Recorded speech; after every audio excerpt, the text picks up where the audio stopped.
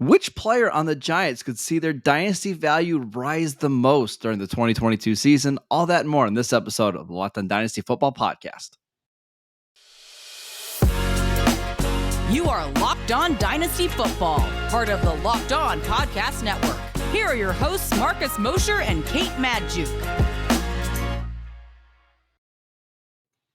Today's episode is brought to you by Blue Nile. Make your moment sparkle with jewelry from BlueNile.com. And Locked On Dynasty listeners get $50 off purchases of $500 or more. This podcast exclusive includes engagement, so use promo code Locked On at the checkout.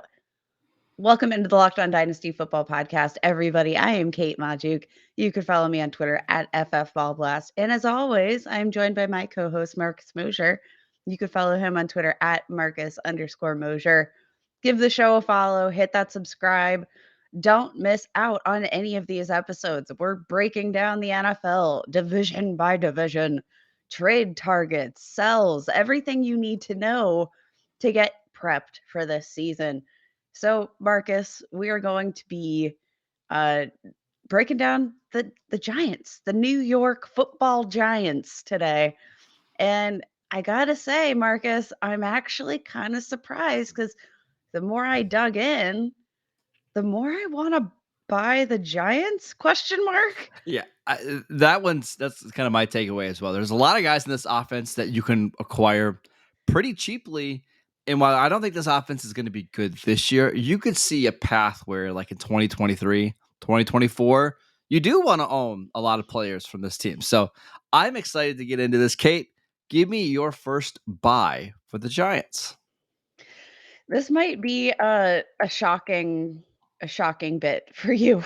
So cover your ears. It's Daniel Jones, quarterback for the Giants, which I'm kind of shocked. But Marcus, I was looking into his 2021 season, played just 11 games in that span. But looking at his stats, it actually wasn't like his worst season statistically. In fact, every single season that he's played, he has seen an increase in his completion percentage.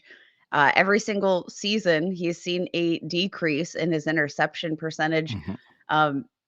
Big issue over the last two seasons has been the touchdown rates, which just have been so low. 2.5% of his passes were thrown for touchdowns in 2020, just 2.8% in 2021. And that compares to his rookie season where he almost doubled that at 5.2%. So like he's throwing the ball. He is, he's doing relatively well with it. There's yards per completion has been right on point throughout his entire career. And we have to remember there was once a point where we were excited about Daniel Jones. Now he gets Brian Daboll as a head coach. He gets Mike Kafka, which he's coming over from the Chiefs as the passing game coordinator. And I kind of like the buzz we're hearing out of, Giants camps here, where they're, giving Daniel Jones some freedom at the offense. And it's been said that, like, maybe that was kind of what they were missing. Like, you try to put Daniel Jones in a box and he's not going to flourish. But, with a healthy Kenny Golladay, who I still think has potential. We'll talk about him. Don't you worry. A healthy Saquon Barkley, hopefully. And then obviously you've got Kadarius Toney, who's one of the most explosive weapons in the NFL. There's a lot of talent, I think, to like around Daniel Jones. I think if the coaching system pans out, we could be looking at a successful tenure for Daniel Jones. He started 2021 with 3 consecutive games as a QB1, which nobody was excited about Daniel Jones at any point last year. Yeah. I think this is a buy based purely on situation and a little tiny bit of talent. I think the problem is we just really haven't seen Daniel Jones be good for even like a 4-game stretch, right? Where we get excited about him and the talking heads on TV are talking about Daniel Jones being the next Josh Allen. Like, we just haven't had that yet, Kate. But now that we have Brian Dable there, now that they have 1.5 million receivers, they've got an improved offensive line. The situation's perfect. But is he going to seize that opportunity to kind of grab a hold of that starting job and become the long-term quarterback? I don't know. We know that they declined his 5th-year option. My guess is that the Giants are going to want to get somebody next year that Dable wants. But, Kate, I could see a situation where they just throw the crap out of the ball this year and he puts up 32 touchdowns, let's say 10 interceptions, and it's the best year of his career, and the Giants bring him back. So if that's the case, I think he's a good buy. Currently, right now on Dynasty League Football, QB 28, a couple quarterbacks that are going ahead of him right now. Baker Mayfield. He is the backup for the Browns. I don't know if you know this right now. He's going to get traded eventually, and he's got shoulder surgery going ahead of Daniel Jones. You have, guys, Carson Wentz on his 3rd team in 3 years. This is his last shot. This one, Kenny Pickett, basically the same age as Daniel Jones, going significantly ahead of him. You can get him so cheap right now that I think it is worth buying him. He's being drafted behind Mo Alley Cox. So like that tells you all you need to know. But even just looking at the trends of the value for Daniel Jones, I mean, his value has not been this low. I think ever. Literally looking at the charts on Dynasty League Football for his ADP, being drafted around the 238th player off the board as of May. And his starting ADP was 237. So literally never been lower.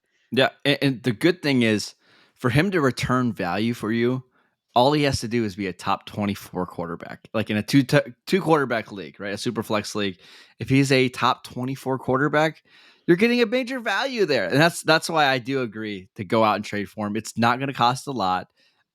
You could probably swap.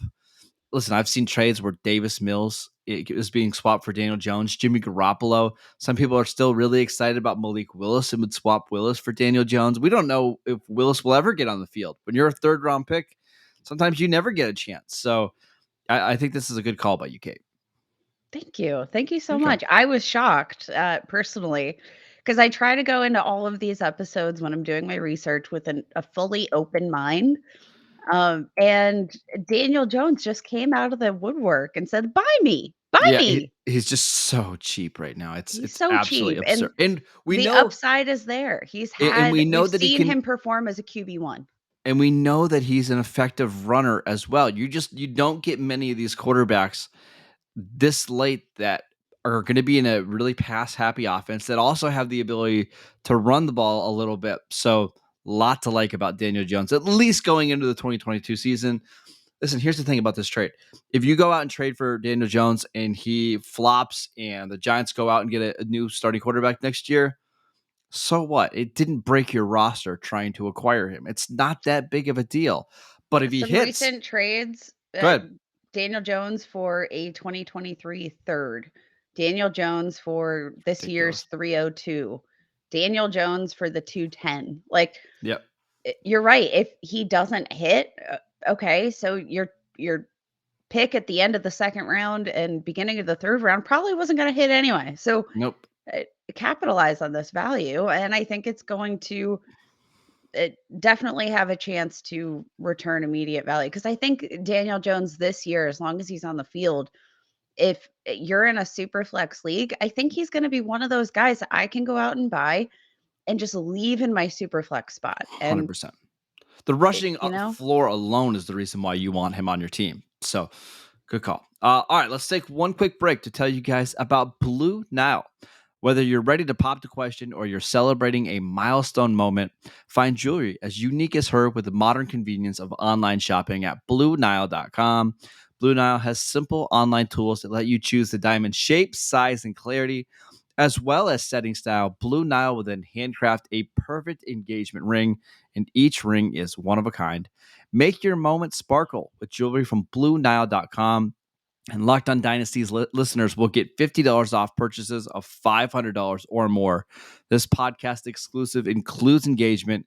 Use promo code Locked On. That is promo code Locked On. Plus, every order is insured, ships free, and arrives in discreet packaging that won't give away what's inside. Shop stress-free and find your forever piece. Go to BlueNile.com today. All right, Kate, what about your dynasty sell for the Giants? This was a little harder considering they don't have anybody that's at the very top of their positions in terms of value. So who are you selling right now? They don't have anybody that's at the top of their positions, but I'm actually going to roll with Wandel Robinson, their Ooh. second round wide receiver out of this year's draft. Look, Marcus, I think Wandale Robinson coming out of school was productive at the collegiate level. But Marcus, what are the chances that Wandale Robinson at 5'8", 178, with a wingspan literally in the 0th percentile, arm length 0th percent. How do you even say that? 0th percentile. I know. I struggle with 0th that too when I went to percentile? mock draftable. Yeah. Yeah. 0th percentile. Like, what are I have to imagine that the chances of Wandale Robinson hitting for fantasy specifically, because I think that Wandale Robinson, his hands, his like twitch, I think all of those things make him a really special receiver and a really special football player. But I do think sometimes we need to remind ourselves that good football doesn't always translate directly to fantasy productivity. And I Yeah. think that this is my concern with Wandale Robinson.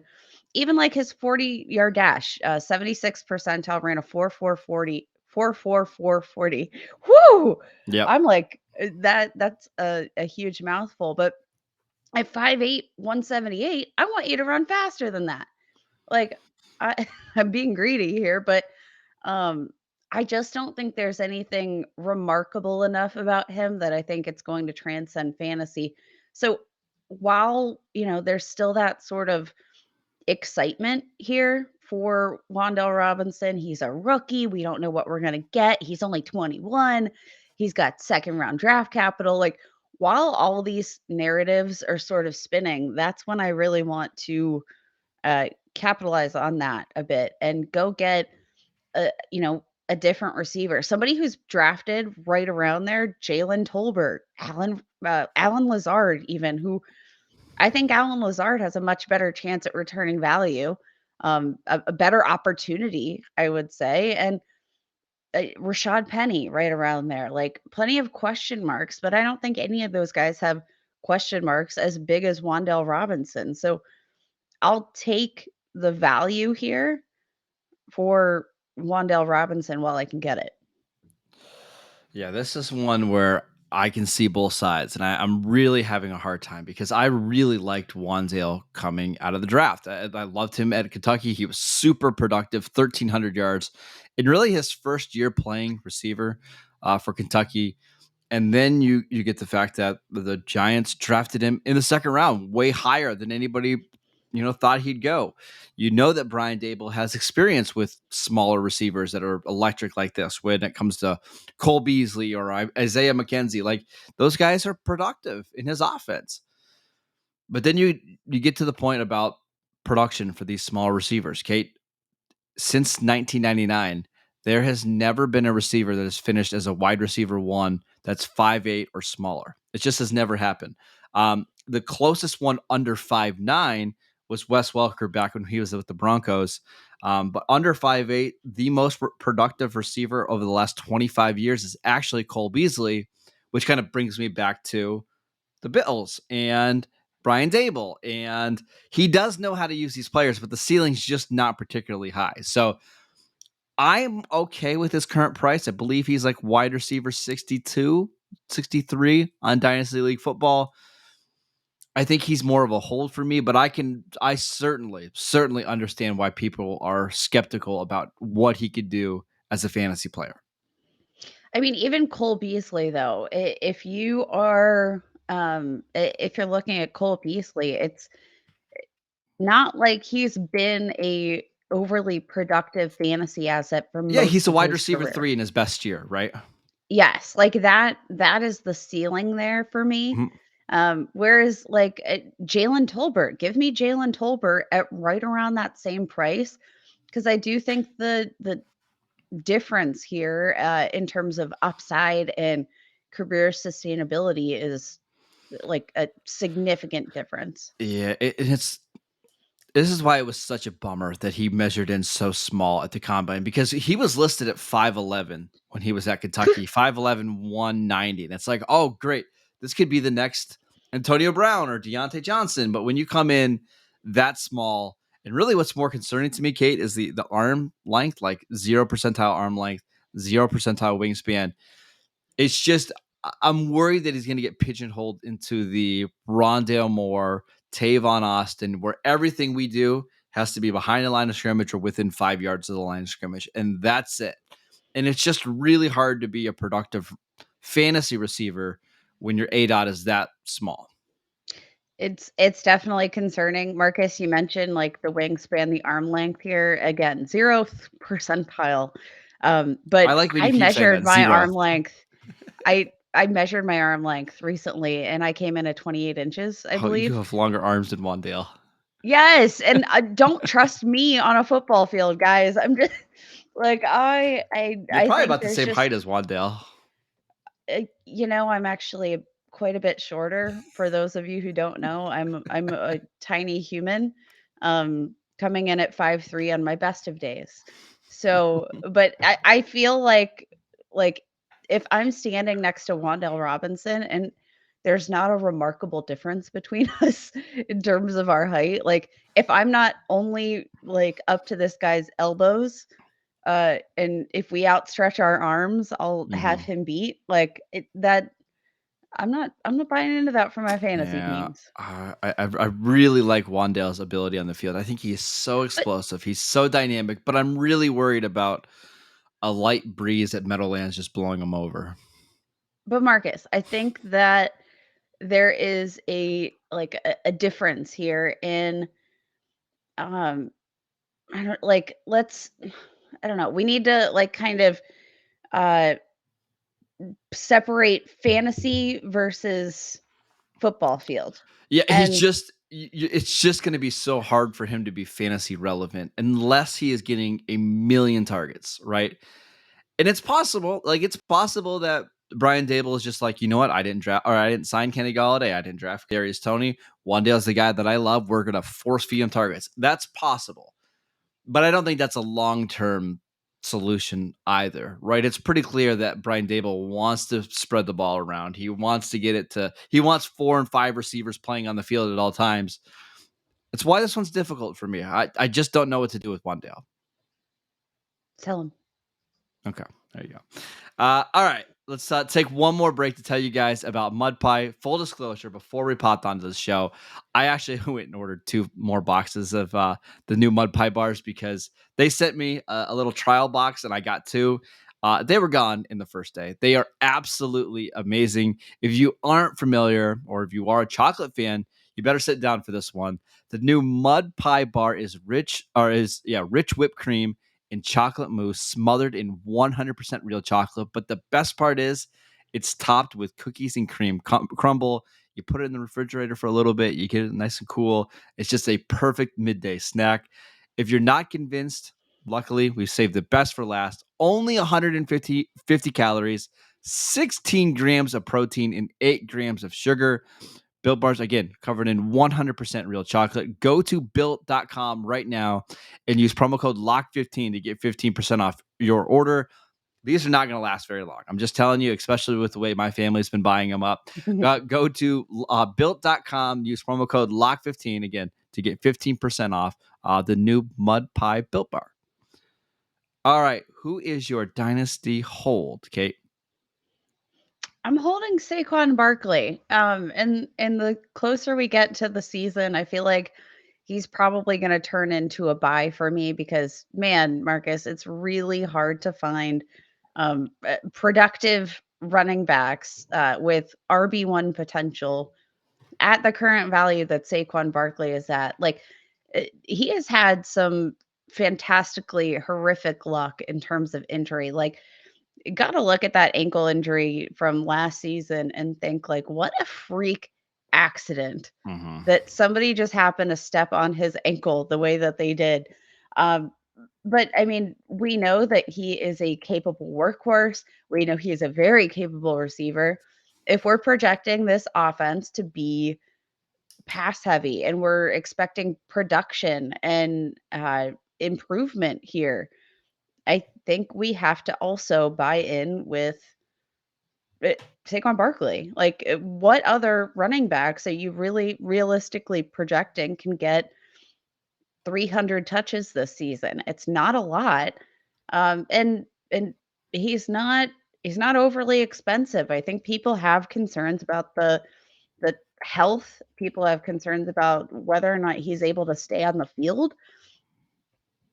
What are you thinking about? Actually, I feel like I just made the case to buy him, not even hold him. But like if you're not a believer, and this is where it sort of comes in. If you're not a believer that Saquon Barkley is going to um, come out and be overly productive, and if you have all that concern, um, I don't know. I think that people aren't overly high on him. And the interesting thing is that he comes in at the RB8 in the most recent batch of Dynasty ADP, and I don't really feel like his value's that high. This is probably the first time that when I'm looking at uh, Dynasty ADP for Saquon Barkley that I'm not believing it. Um, so Saquon Barkley is my dynasty sell for the Giants. I'm seeing him right now in recent rankings at RB13, and I would sell him at that price. If he's at RB8, absolutely sell him. A couple things about his career. And listen, I'm not bragging, but I was not the biggest Saquon fan coming out of Penn State. I thought he was a little bit too. He was looking for home runs all the time at Penn State. He wasn't the most consistent runner, and it's why I kind of like Nick Chubb coming out of Georgia a little bit more. But he comes into the NFL and is phenomenal. I mean, there's absolutely no doubt about it. He's fantastic. First 19 games of his career, he's averaging almost 5.2 yards per carry, 16 touchdowns. And then the injuries start to pile up. He has an ankle sprain, then he has an ACL injury, and then he's got the ankle sprain last year. But after the first ankle sprain, so this one happened, I believe, in the middle of 2019. Last 25 games, 3.8 yards per carry, 11 touchdowns. Like, it's just clear since these injuries have started to mount up for him, he's just not that same explosive player. And he's not the most dependable guy between the tackles. And he's still looking to hit a lot of home runs. He just doesn't have that same burst and athleticism. And if there's one thing we know about running backs is as they get older, these injuries start to pile up and they start to really wear down on these guys. So I'm selling him because I think this is the last year that you're going to be able to get Saquon Barkley. I'm using quotation mark. Price for him. Like, I think there's still people out there that believe he's a generational running back, where we haven't seen him do that since the first 15 games of 2018. It's been a long, long time since then. It has been a long time. I think this is why I'm in a holding pattern. I think you make an excellent case to sell. But I also think you can make an excellent case to buy, which for me, that just kind of tells me everything I need to know about where we're at. I think the valuation for Saquon Barkley is so all over the map.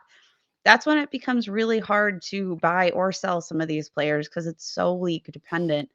But I think regardless, um, like if somebody in your league is tremendously low on Saquon Barkley, and they are looking to sell him, relatively cheap, I think he's still worth the inquiry because I think he's going to touch the ball 300 Well, times this year. can But we go through some trades? And I'll just to kind of get your thoughts on what you should do with him. I've yeah, got about 4 trades here. Saquon Barkley for Deontay Johnson, Rondale Moore, and a second round pick this year. okay. Which one would Um, you rather have? you That one say actually you is for said me, Park. Deontay Johnson, correct? Yes. Well, we know I love Deontay Johnson. I'll take the Deontay side. Saquon Barkley for T. Higgins in a 3rd-round pick. That's a bit closer for me. If I need a running back, I'll take Saquon, but Okay, fair enough. if I don't, then I'll take T. This one's easy. Saquon Barkley for Austin Eckler straight up. Austin Eckler. Yep. Saquon Barkley for Garrett Wilson in a 2023 1st-round pick. Garrett Wilson. Okay.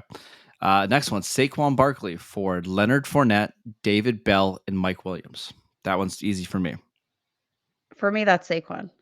Oh, for me that's the Fournette side because I basically value Fournette and Barkley the same. I actually think Fournette's going to outperform Barkley this year. So I'm basically getting Mike Williams for free. Sign me up. But yeah, there's trades out there where people are still really valuing Barkley, and there's other ones where not so much. Like here's one where I would easily take Barkley. James Conner in a 2023 2nd-round pick for Barkley. Yeah, I'll take Barkley there. Yeah. So if you own Barkley in your league, go see what offers are out there. I'm going to assume there's 1 or 2 owners out there that still believe he's a generational talent. If you don't have Saquon, at least, nose around and see what the market is for Saquon, because maybe you can steal him for something like James Conner in a 3rd-round pick like we just saw. Yeah, I like it. There we go. All right, that is it for today's show. Thank you guys for tuning in. We want to thank you guys for making Locked On Dynasty your first listen of the day.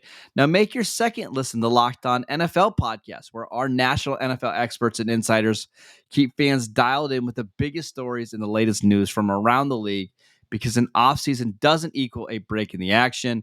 Follow Locked On every day on the Odyssey app, YouTube, or wherever you get podcasts, all the same places that you get the Locked On Dynasty podcast. Kate, you and I will actually be back on Monday and Tuesday. Matt and Ryan will be back on Wednesday and Thursday to continue our team breakdowns. Do you know what teams we're doing next week? I haven't even looked. I haven't looked, so this is gonna be a surprise for all of us, guys. We're gonna keep trucking through all of these series all the way through into July. So just do not forget, hit that subscribe button so you don't miss a single bit of the action, because we're rolling. We need to get you guys all prepped for the dynasty season. 'Tis the season. I actually know who we're doing next week. I just looked up. We're starting with Green Bay. We're starting with the NFC North on Monday. So that'll be a lot of fun. Talking some Aaron Rodgers, some drama. Maybe we could talk about his new girlfriend. I don't know if you've been reading all the entertainment news, but she's a wild one, man. But all right. Thank you guys for listening to that show. Follow Kate at FF Ball Blast. I am at Marcus _Mosher. We'll see you guys next time.